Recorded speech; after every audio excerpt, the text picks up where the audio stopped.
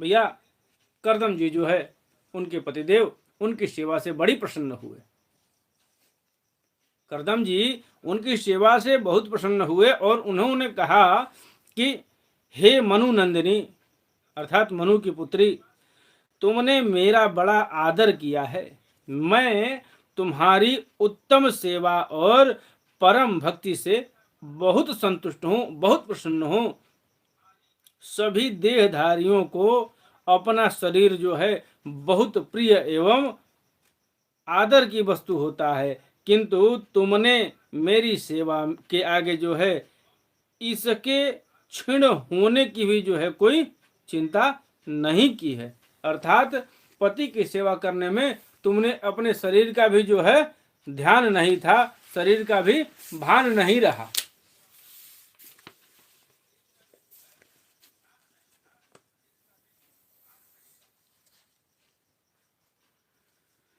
अतः अपने धर्म का पालन करते रहने से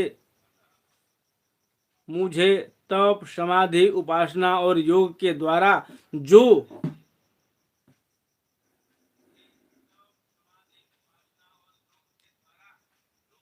भय और शोक से रहित भगवत प्रसाद स्वरूप विभूतियां प्राप्त हुई हैं, उन पर मेरी सेवा के प्रभाव से अब तुम्हारा भी जो है अधिकार होगा।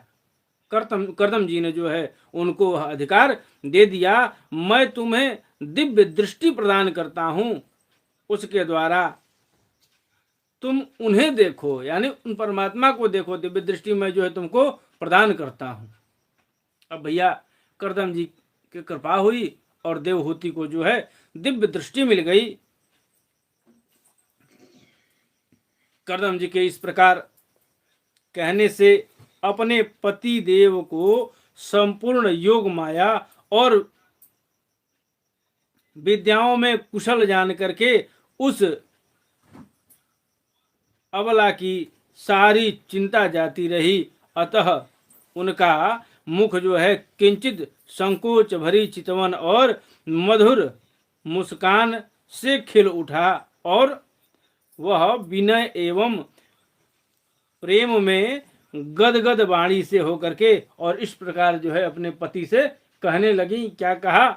देवहूति ने कहा, द्विश्रेष्ठ प्रभु, आपने विवाह के समय जो है कुछ प्रतिज्ञा करी थी। जब हमारा और आपका मधुर मिलन हुआ था तो उस समय मेरे पिताजी के सामने आपने कुछ संकल्प लिया, कुछ प्रतिज्ञा की थी। आप उस प्रतिज्ञा को पूरा करिए।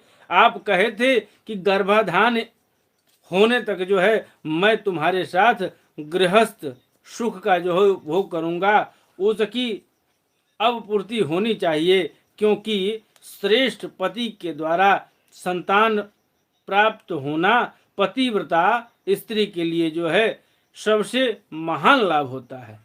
अब देखिए पहले क्या होता था।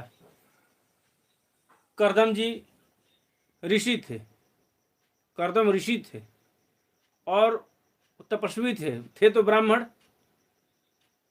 तपस्या करते थे। उम्र जो है काफी लंबे हुआ करती थी।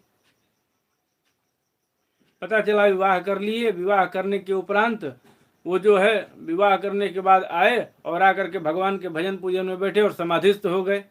6-6 महीना, 8-8 महीना, 1-1 साल तक जो है उनकी समाधि ऐसी लगी रहती थी। तब तक से उनकी धर्मपत्नियां जो है अपने पति के शरीर की रक्षा करती थी, क्योंकि वह पतिव्रता हुआ करती थी। और पतिव्रता धर्म में इतना ताकत था, इतनी शक्ति थी कि दानव मानव देवता धनुज किन्नर जो भी हो, कोई आकर के बाल बांका जो है नहीं कर सकता था। इस प्रकार से जो है उन्होंने भान कराया उस प्रतिज्ञा का। वो जो प्रतिज्ञा थी उनका भान जो है उन्होंने कराया कि आप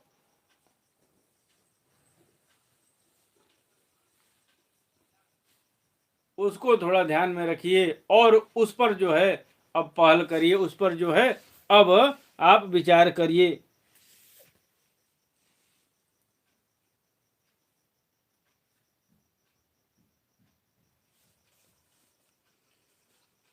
स्वामी, इस कार्य के लिए एक उपयुक्त भवन तैयार हो जाए, इसका भी जो है विचार करिए, और भवन में रहने की संसर्ग की व्यवस्था उत्पन्न हो जाए, इस पर कृपा करिए।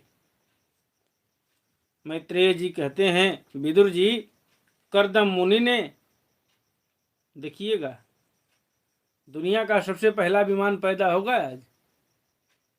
अमेरिका ने बनाया है, चाइना ने बनाया है, जापान ने बनाया है, रसिया ने बनाया है, कौन बनाया है?